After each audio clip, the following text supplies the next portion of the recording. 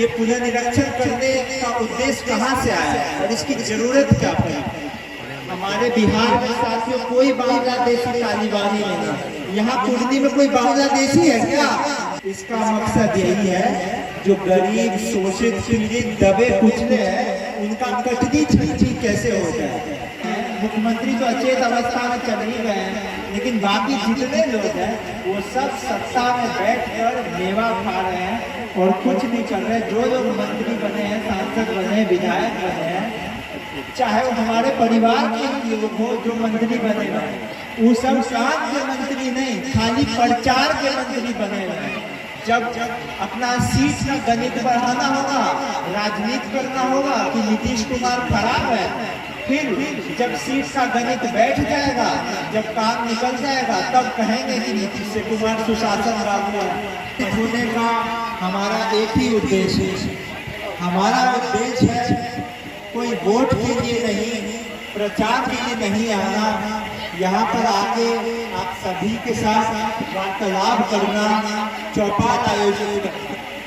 हमारे नेता श्री प्रिंस राज जी ने संकल्प लिया और उसी कड़ी में हम लोग अनेकों जगह गए और उन्होंने हमें आदेश दिया कि जहाँ जहाँ हो सके तुम पहुँचो, और कई जगह हम भी रहेंगे। साथियों, जैसा हमने कहा कि हम ना वोट के लिए नहीं, ये सब के लिए नहीं है, हम आए हैं हमारे नहीं आपके अधिकार के लिए। साथियों, वर्तमान में हमारे प्रदेश की क्या स्थिति हो गई है? हम लोगों के ऊपर तकनीकी रूप से तो प्रहार हो ही रहा है, सामाजिक रूप से भी प्रहार हो रहा है। अब किस बिंदु से पहले शुरू करें? अभी आप लोग सभी लोग अवगत है कि कैसे चुनाव आयोग द्वारा जो मतदाता सूची का पुनर्निरीक्षण का मुद्दा चल रहा है, SIR का जो मुद्दा चल रहा है, वो क्या मुद्दा है? वो मुद्दा है, चुनाव आयोग कहता है, केंद्र सरकार कहता है, इसको इसलिए कराया जा रहा है ताकि बिहार में घुसपैठिए घुस गए हैं उनको निकाला जाए। अब हमको बताइए, हमारे बिहार में कौन से बांग्लादेशी तालिबानी घुस गए हैं जो उनको निकालना चाहिए? हमारे बिहार में जो आबादी है वो 18 साल के हैं या उससे ऊपर के हैं, जो मतदान कर सकते हैं, वोट कर सकते हैं, वो है 8 करोड़ 18 लाख। और चुनाव आयोग के पास जो सूची में आंकड़ा है वो है 7 करोड़ 90 लाख। तो करीब ये जो 30 लाख का जो आंकड़ा है, इसको तो मतदाता सूची और जनसंख्या का जो सूची है उसको मिला के तालमेल इसमें बैठाया जा सकता था, कटनी छटनी भी वैसे हो सकता था। लेकिन आप सोचिए, चुनाव से इतने कम समय पहले, अगले महीना, आज कितना 25 तारीख हुई है, अगले महीने के 25 तारीख में तब तक तो चुनाव आयोग चुनाव का तारीख कर देगा और तब आचार संहिता लग जाएगा। तो आप सोचिए, इतना धड़फड़ में चुनाव के जस्ट पहले ये पुनर्निरीक्षण करने का उद्देश्य कहाँ से आया है और इसकी जरूरत क्या पड़ी? हमारे बिहार में साथियों कोई बांग्लादेशी तालिबानी नहीं है। यहाँ पूर्णी में कोई बांग्लादेशी है क्या? हाथ उठा के बोलिए, कोई बांग्लादेशी है क्या? इसका मकसद यही है जो गरीब शोषित पीड़ित दबे कुचले हैं उनका कटनी छटनी कैसे हो जाए। अब भाई, बारिश का समय है, सब लोग अपने अपने काम में व्यस्त रहता है, परिवार में व्यस्त रहता है, बारिश का समय होता है तो यातायात भी नहीं हो पाता है। इतने लाखों का अभी जो चुनाव आयोग नाम काट दिया सूची से, जब तक इतना जनता पहुंचेगा चुनाव आयोग के पास, जिलाधिकारी के पास, BLO के पास, तब तक तो चुनाव का समय आ जाएगा। तो 4 गो का काम होगा और 40 लोग पिछड़ा रह जाएगा।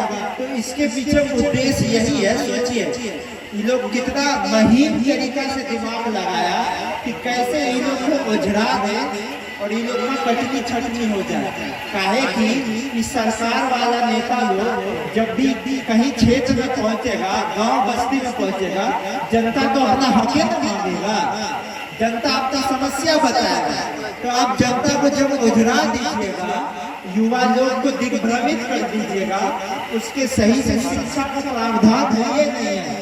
उसके कॉलेज में 3 साल की डिग्री मिलवे नहीं करता है, जो मेहनत करके एग्जामों करके जाता है, पेपर लीक हो जाता है उसके पहले, तो जब तक अपना समस्या लेके जाएगा उसके ऊपर 4 गो और समस्या डाल दो। अब बिहार सरकार क्या और सरकार में तो देखा जाता है कि जो अशिक्षित युवा को तो छोड़ दीजिए, जो शिक्षित युवा होता है अशिक्षित पे तो कोई ध्यान नहीं देता। शिक्षितों युवा को और प्रदेश का जो सरकार होता है क्या करता है, प्रोत्साहन देने के लिए मोबाइल देता है, लैपटॉप देता है कि चलो तुम उस पर पढ़ना, उस पर अपना सामान कागज पत्थर रखना। दुनियादारी का सूझबूझ इंटरनेट का जमाना आ गया है, ये तो बिहार में होता नहीं है। तो यहाँ पर जब तक कोई युवा अपने माँ बाबूजी का कागज बनवाने जाएगा, दादा नाना का कागज बनवाने जाएगा, पहले कुछ समय बर्बाद हो जाएगा। और कई लोगों के पास तो कई जगह हम लोग बिहार में सबको पता है बाढ़ भी आता है, कितनी समस्याएं रहती है, कई लोगों का कागज खो जाता है, बहुत कारण होता है। तो हम लोग के बिहार में तो कोई ज्यादातर परिवार के पास टच वाला मोबाइल या लैपटॉप तो है नहीं। सरकार थोड़ी कोई उपाय दिया है कि कम से कम कंप्यूटरों में अपना दस्तावेज रखे।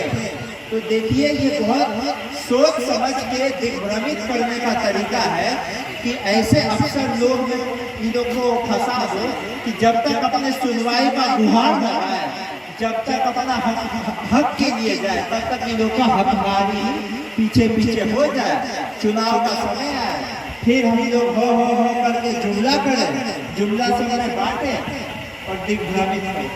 तो यही उद्देश्य है साथ। अब साथ साथ आप देखिए कि जो सरकार में लोग भी जुड़े हुए हैं, आप लोग सबको पता है मुख्यमंत्री जी की क्या अवस्था है, मानसिक रूप से अभी वो किस हाल में है, सब लोग देखे हैं कि नहीं? हाथ उठा के बोलिए, सब लोग देखे हैं कि नहीं? अब ये मुख्यमंत्री सोचिए पिछड़ों में पिछड़ा कैसे करे, अति पिछड़ा में विभाजन कैसे हो, दलित समाज में विभाजन कैसे हो, दलित महादलित कैसे हो, बस इसी में लगे रहते हैं। हाल फिलहाल में तो बताइए चौकीदार दफादार का जो पेशा है, जो पासवान समाज का पेशा रहा है अंग्रेजों के जमाने से, उसमें इन लोगों ने कैसे छेड़छाड़ी करने का काम किया है। तारी का मामला आता है या शराबबंदी जो लागू हुआ है उसमें कौन लोग गिरफ्तार होता है? बेचने वाला कभी गिरफ्तार नहीं होगा, सप्लायर कभी गिरफ्तार नहीं होगा, जो पुलिस अधिकारी को 2-2 4-4 लाख घूस देता है आप कभी अखबार में नहीं पढ़िएगा गिरफ्तार होगा। लेकिन गिरफ्तार कौन लोग होता है? अमीर नहीं पीता है क्या दारू? कोई शहर में कोई गांव में अमीर नहीं पीता है दारू, लेकिन अमीर का कोई अता पता नहीं चलता है, लेकिन गरीब के साथ क्या प्रभाव होता है ये सब लोग अवगत है इस बात से। तो ये लोग का कार्यकलाप आप लोग सभी लोग अवगत है कि क्या चल रहा है। यहाँ हमने बात किया तकनीकी शोषण का, शिक्षा का बात करिए लिया, स्वास्थ्य का बात करिए लिया, सब चीज का बात, चुनाव आयोग के द्वारा कैसे हथकंडा अपना रहे बात करिए लिया। अब आइए सामाजिक रूप से प्रताड़ना कैसे हो रही है। हम जहाँ आज कुर्मी में खड़े हैं, आप बताइए कुर्मी की ही एक बेटी के साथ क्या किया गया था, आप सभी लोग अवगत हैं। वो क्या दुर्भाग्यपूर्ण खबर पूरे देश और दुनिया को मिली और उस बच्ची के साथ दुष्कर्म हुआ और उसको पटना में जान गंवानी पड़ी। बताइए इसीलिए ना क्योंकि वो गरीब समाज से आती थी, पिछड़े समाज से आती थी, ऊपर से दलित समाज से आती थी। अच्छा आप ये बताइए हमारे प्रदेश में आप कहिएगा कि ये आए हैं तो खाली पिछड़ा गरीब दलिते का बात कर रहे हैं। हमको बताइए इस बिहार प्रदेश में क्या संपन्न व्यक्ति जो है, संपन्न व्यक्ति या सवर्ण व्यक्ति वो सुरक्षित है क्या? बैंक चोरी, ई चोरी, वो चोरी, अभी गोपाल खेम का पटना में खबर आप लोग देखे थे ना, एक बड़े व्यापारी थे गोपाल खेम का नाम के, आप सब लोग देखे होंगे न्यूज में, और वो भाजपा के पार्टी के भी आदमी थे, व्यापारी भी थी। उनको सोचिए पटना जो राजधानी है बिहार की, वहां पर उनको गोली मार के हत्या कर दी गई। तो कोई पिछड़ा को, दलित को, पीड़ित को तो छोड़िए दीजिए, हमारे प्रदेश में संपन्न और सवर्ण भी कहाँ तक सुरक्षित है ये सभी लोग जानते हैं। उसके पहले होली का जब समय था तब औरंगाबाद में हमारे दलित समाज की बेटी कोमल पासवान बस होली खेल रही थी, 13 साल की बच्ची थी, और जिस व्यक्ति ने उसकी हत्या की, बस इस नशे के आवेश में उसने हत्या की, बस ये बोल के कि पिछड़ा दलित समाज का बच्चा होली खेलेगा, और सोचिए उस पर गाड़ी चढ़ा। तो ये परिस्थिति बन गई है हमारे बिहार प्रदेश की, और हमारे जो नेता भी हैं जिनको जनता प्रेम से, स्नेह से चुनकर भेजती है, वो कोई काम करते हैं। मुख्यमंत्री तो अचेत अवस्था में चल ही गए हैं, लेकिन बाकी जितने लोग हैं वो सब सत्ता में बैठकर मेवा खा रहे हैं और कुछ नहीं कर रहे। जो लोग मंत्री बने हैं, सांसद बने, विधायक बने हैं, चाहे वो हमारे परिवार के लोग हो जो मंत्री बने हैं, वो सब काम के मंत्री नहीं, खाली प्रचार के मंत्री बने हैं। वो सबको काम से लेना देना नहीं है। आज कहेंगे जब अपना सीट का गणित बढ़ाना होगा, राजनीति करना होगा कि नीतीश कुमार खराब है, फिर जब सीट का गणित बैठ जाएगा, जब काम निकल जाएगा, तब कहेंगे कि नीतीश कुमार सुशासन लागू है। तो अपना बयान खाली उलट पलट ये लोग करता रहता है।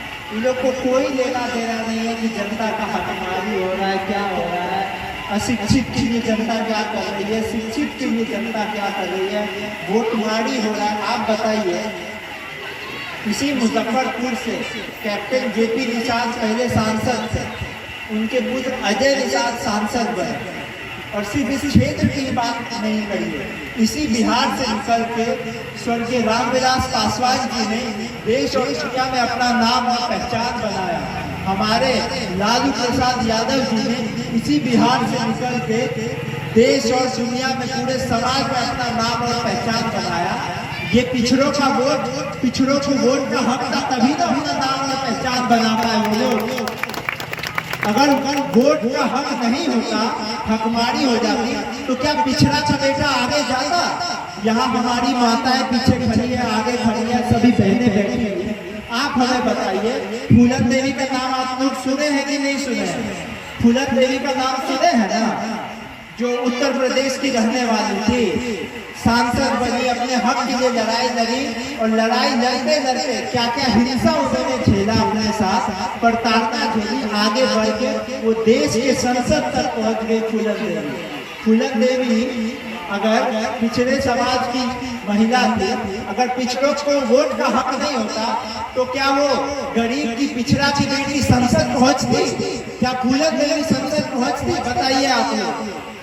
तो देखिए, ये बहुत सोची समझी राजनीति के रूप से दिग्भ्रमित करना, भटकाना। आजकल क्या हो गया है, यहाँ पे हमारी माताएं हैं, सभी बुजुर्ग लोग हैं, अपने आप के जमाना में मोबाइल नहीं रहे, लेकिन पर आज के जमाना में मोबाइल है। अधिकांश बच्चा लोग के पास मोबाइल है, जेकरा पास मोबाइल नहीं है ओकर दोस्त यार के पास मोबाइल है, नहीं तो कहीं दूर जाकर टीवीओ पर, कहीं बड़ा पर्दा पर जानकारी ले है। बिहार में कुंडली में बैठकर अमेरिका में कौन ची हो रही है, दिल्ली में कौन ची हो रही है, लंदन में, पटना में कौन ची हो रही है। तो आजकल के युवा जागरूक है, समझदार है। तो यही प्रयास है कि जो युवा थे, जो नया पीढ़ी के युवा थे, चाहे लड़का हो लड़की हो, ये सब जागरूक है। ओकरा के तो सब बात के जानकारी है, सब कुछ मोबाइल पर, टीवी पर, कंप्यूटर पर, पर्दा पर देखे थे। तो प्रयास यही है कि जे जागरूको युवा है नया पीढ़ी के, ओकरो दिग्भ्रमित कर दो, ओकरो परेशान कर दो, ओकरो उजराए दो कि वो पढ़ाई लिखाई में ज़्यादा मन लगाकर ध्यान नहीं लगा पाए, वो रोजगार के अवसर नहीं ढूंढ पाए, वो यही कागज पत्थर में उलझ जाए और बस एक तरह के वोट हथियार है।